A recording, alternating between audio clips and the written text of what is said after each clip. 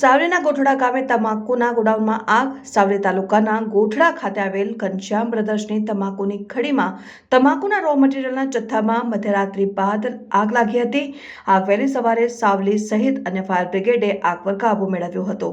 લાખો રૂપિયાના નુકસાનનો અંદાજ.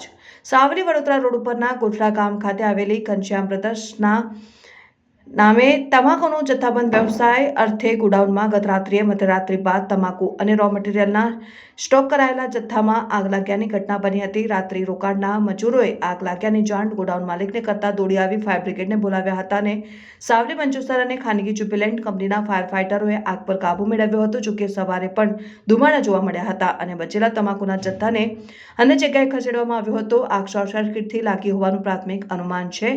આગમાં રૂપિયા 6 લાખ ઉપરાંતના નુકસાનનો અંદાજ લગાવવામાં આવ્યો હતો. રિપોર્ટર પરેશ પંડ્યા સાથે કેમેરામેન સતીશ પરમાર, જનઅર્પણ ન્યૂઝ. બ્રધર્સની ખરી છે ત્યાં સવારમાં 3 વાગે આગ લાગતા 5 થી 7 લાખનું નુકસાન થયું છે.